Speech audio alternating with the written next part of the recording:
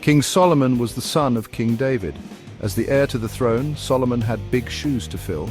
His father, King David, had established a powerful and united kingdom, and Solomon was determined to continue his father's legacy. From a young age, Solomon was known for his intelligence and curiosity, traits that would serve him well as a ruler. He inherited a large kingdom. This kingdom was not just a collection of territories, but a diverse and vibrant land with a rich cultural heritage.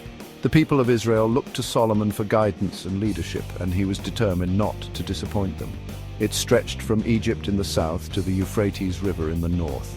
This vast expanse of land included various tribes and peoples, each with their own customs and traditions. Managing such a diverse kingdom required wisdom and diplomacy, qualities that Solomon possessed in abundance. Solomon was known for his wisdom. His reputation for fairness and insight spread far and wide, attracting scholars and leaders from distant lands. He held court with the wisest men of his time, engaging in deep discussions and debates that enriched his understanding of governance and justice. He was also a great builder and leader. Under his reign, Israel saw the construction of many impressive structures, including palaces, fortresses, and public works. These projects not only showcased the kingdom's wealth and power, but also provided employment and stimulated the economy. He wanted to make Israel a strong and prosperous nation. Solomon's vision extended beyond mere physical structures. He sought to create a society where commerce thrived and people lived in peace and prosperity. He encouraged trade and fostered relationships with neighboring kingdoms, ensuring a steady flow of goods and wealth into Israel. Solomon knew that to be strong, Israel needed secure borders. He invested in the fortification of cities and the establishment of military outposts. These measures were not just for defense, but also to project power and stability, deterring potential invaders and ensuring the safety of his people. He also wanted to improve the lives of his people. Solomon understood that a prosperous nation is built on the well-being of its citizens. He implemented policies to improve agriculture, education, and healthcare, ensuring that the benefits of his reign were felt by all. He had a grand vision for his kingdom. This vision was not just about power and wealth, but about creating a legacy that would endure for generations.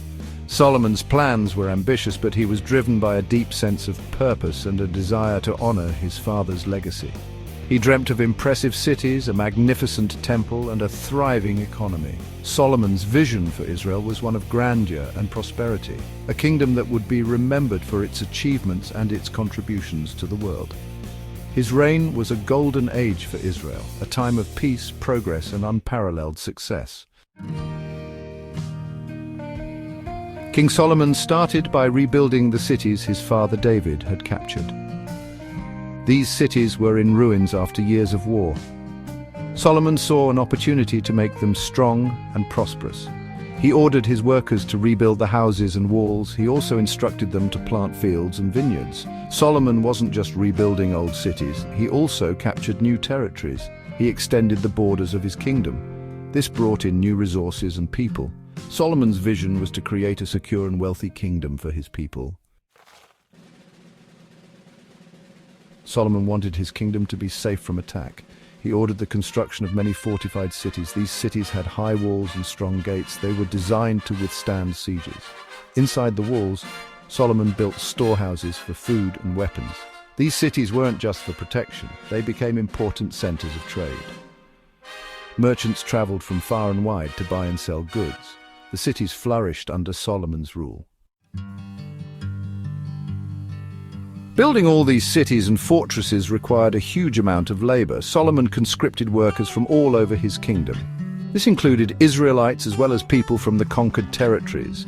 The Israelites were given specific roles. They served as overseers, foremen, and skilled craftsmen. The people from the conquered territories were mostly used for manual labor. They quarried stone, hauled timber, and mixed mortar.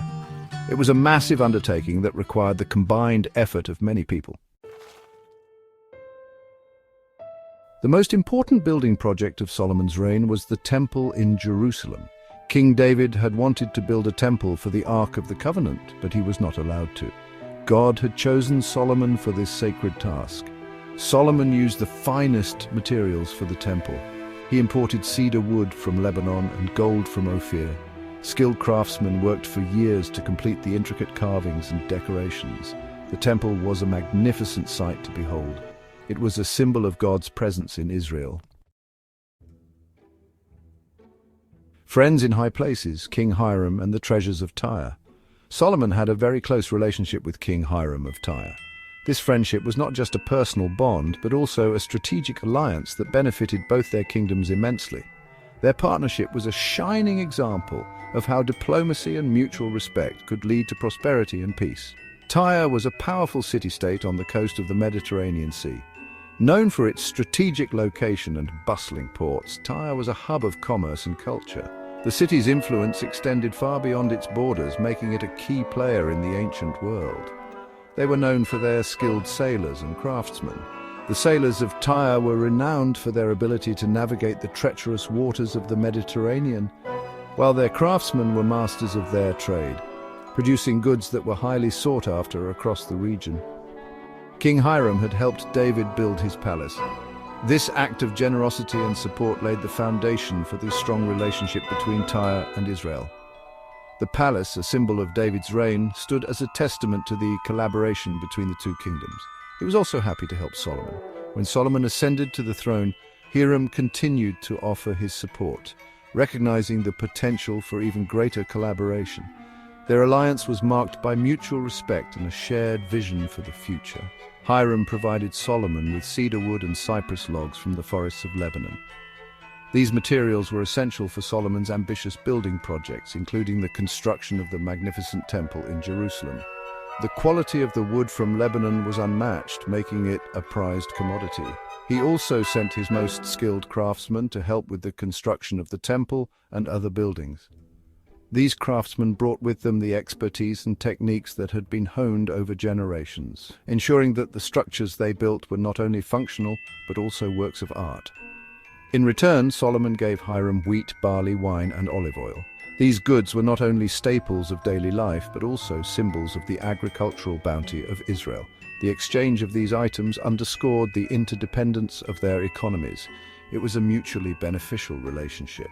The alliance between Solomon and Hiram was a model of how two powerful leaders could work together for the greater good. Their partnership brought stability and prosperity to their respective kingdoms, leaving a legacy that would be remembered for generations. Gold, spices, and peacocks, the riches of Solomon's reign. Under Solomon's rule, Israel became extremely wealthy, trade flourished, Solomon's ships sailed to faraway lands, bringing back gold, silver, ivory, apes, and peacocks. People came from all over the world to see the wonders of Solomon's kingdom. Solomon's wealth and wisdom became legendary. People traveled from far and wide to seek his advice. The Queen of Sheba even journeyed to Jerusalem to meet him and see for herself if the rumors of his wisdom were true. A legacy of prosperity, Solomon's impact on Israel. Solomon's reign was a time of peace and prosperity for Israel. He strengthened the kingdom's defenses, expanded its borders, and established trade relations with other nations. He built magnificent cities, a glorious temple, and left behind a legacy of wealth and wisdom. His reign marked a high point in the history of Israel. He is remembered as one of the greatest kings of Israel. His story continues to fascinate and inspire people today. Wisdom and excess, the two sides of a famous reign. King Solomon, the son of David and Bathsheba, is one of the most renowned figures in biblical history. His reign is often remembered for its wisdom, wealth, and grandiose achievements. However, there is another side to his story that is equally important to understand. Despite his many accomplishments, Solomon's reign was not without its flaws. He was a man of great intellect and insight, but he was also a man who succumbed to the temptations of power and luxury. His wisdom, which was a gift from God, brought him immense fame and respect. Yet it was his human weaknesses that led to his downfall. He became known for his love of luxury and his many wives. Solomon's court was filled with opulence, and his wealth was unmatched. He built magnificent palaces and collected treasures from all over the world. His harem included hundreds of wives and concubines, many of whom were foreign princesses. These marriages were often political alliances, but they also brought foreign influences into his kingdom. Some of these wives worshipped other gods, They brought with them their own religious practices and deities, which began to infiltrate the Israelite culture. Solomon, in his desire to please his wives, allowed the construction of temples and altars to these foreign gods. This was a direct violation of the covenant between God and the people of Israel. This led him away from the one true God. Solomon's heart, which had once been fully devoted to God, began to turn towards these other deities. His spiritual decline was gradual but steady, leading him further and further away from the path of righteousness. The wisdom that had once guided him was overshadowed by his pursuit of worldly pleasures and alliances. The Bible tells us that Solomon's heart turned away from God in his later years. This turning away had profound implications not only for Solomon but for the entire kingdom of Israel. His leadership, once marked by divine wisdom, became tainted by his disobedience and idolatry.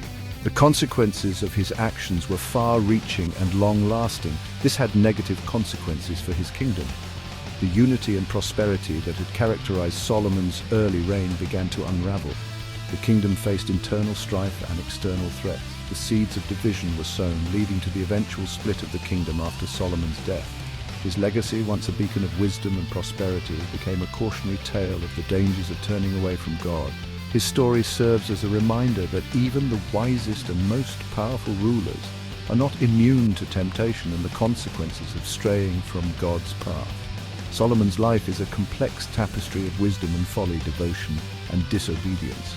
It teaches us that true wisdom lies not just in knowledge and understanding, but in steadfast faithfulness to God. The two sides of Solomon's reign offer valuable lessons for all who seek to lead with integrity and humility.